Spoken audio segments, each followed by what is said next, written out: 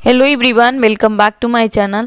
तो आज हमको बनाना था केला का कुछ, और ये बाबू के लिए हेल्दी के लिए उसके बारे में सोच रहे थे, तो वो चीज़ है। तो आज हम बनाएंगे इसका पकौड़ी, और वो भी घी में। और इसको अच्छे से मैश करके बनाएंगे। तो हम सोचे कि आपके साथ भी शेयर करते हैं। तो इसको पहले हम क्या किए हैं, उबाल दिए हैं केले को, और बढ़िया से उबालने के बाद जैसे चोखा बनता है उस तरह से हमको बनाना है। और वो अच्छे तरीके से इसमें बेसन लपेटना है, और नमक हल्दी वगैरह और बेसन वगैरह इसमें देना है।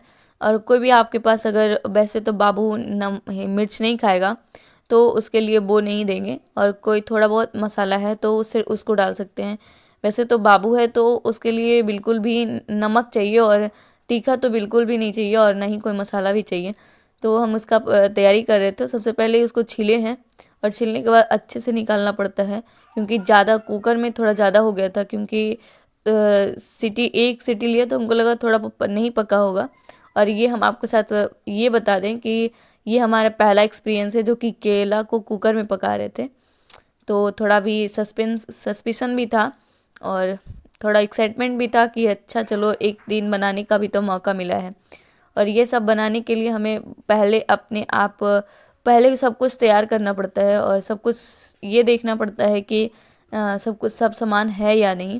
और वो भी बच्चे हैं तो बच्चे के लिए हेल्दी का बहुत ज़्यादा ख्याल रखना होता है, क्योंकि जितने भी सारी जिम्मेदारियां हैं वो हम ही के ऊपर है। अगर कोई भी दिक्कत हो तो शायद हम ही के बारे में हमको कहा जाएगा कि आपने नहीं किया, तो ये चीज़ चलते। और इसमें जो मिर्च है वो हम लोग उतना तो खा नहीं पाएगा बाबू, इसलिए थोड़ा मिर्च जो है वो उसको अलग कर दिए हैं ताकि हम बाद में दे सकें। अगर आपको भी लगता है कि कभी नहीं बनाए होंगे तो ज़रूर एक बार ट्राई करके देखिएगा। वैसे तो अच्छा होता है और अच्छे से बन रहा था। और ये चीज़ थोड़ा तो हमें पता था कि कैसे बनेगा, लेकिन इस बार जो केला है उसको पहले बार बना रहे थे, केला को उबालने में।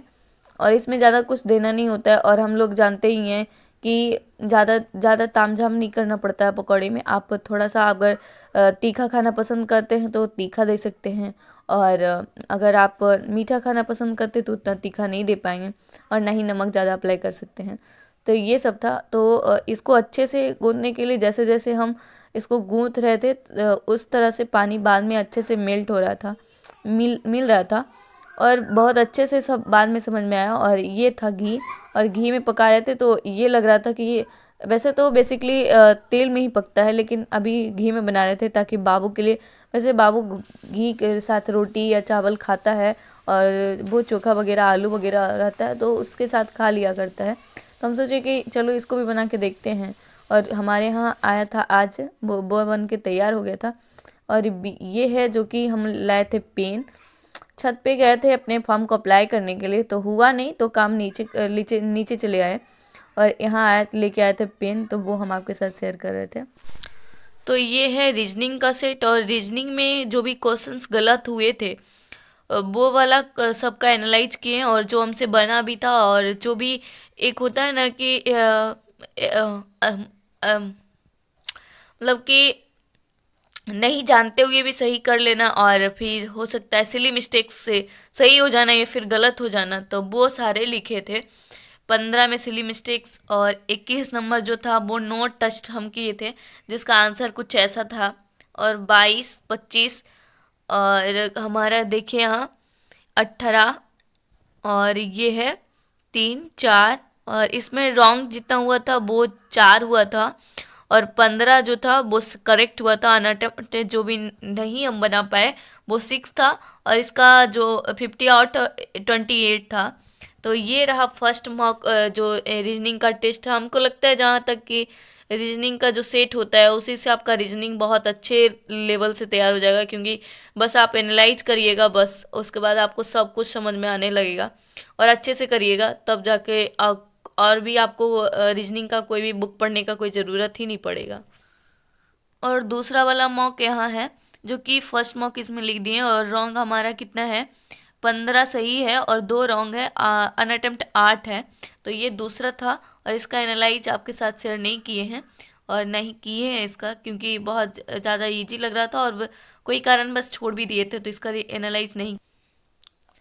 और ये है हमारा क्यूब, और कैलकुलेशन स्क्वायर और परसेंटेज टू फ्रैक्शन और मल्टीप्लिकेशन और एडिशन सब यही है, और पाइथागोरस ट्रिपलेट है। तो आप भी देख सकते हैं कि कैसे हम अपने को डेली कैलकुलेशन के लिए तैयार किया जाता है। और जो भी एसएससी का एग्ज़ाम्स की तैयारी करते हैं और जो भी टॉपर्स रह चुके हैं, उनका जो है वो 4 का क्यूब कितना होगा, तो 64 उनका आप पूछिए, और आपको पूछने से अगर क्यों समझ में आ जाए उनको, और 4 का क्यों पूछ रहे हैं, तभी उनका जवाब आपके सामने रह जाएगा। बस ऐसा होना चाहिए।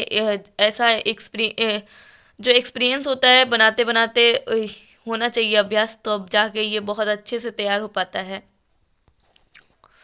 और आज हम जो इंग्लिश में, जो हम जैसे कि आपको पहले बताए थे कि कल से हम अपना पूरा 35 डेज आईपी का एमटीएस के लिए है, तो वो सारे जो भी हम पढ़ेंगे अपना टारगेट ज़रूर आपके साथ शेयर करेंगे। तो ये है इंग्लिश का। इंग्लिश में वॉइस बनाए थे और वॉइस पढ़े थे, और वॉइस में वॉइस भी पढ़ना था और वॉइस एडवांस भी पढ़ना था, यानी कि कुछ एक्स्ट्रा में अगर आता है क्वेश्चन तो वो भी बनाने के लिए।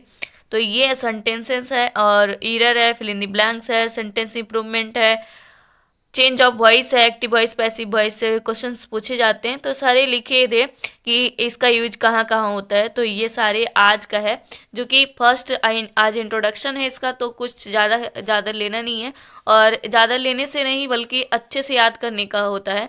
अगर आप अच्छे से याद करें तो बिल्कुल आपका पढ़ना सफल है, वही बात है।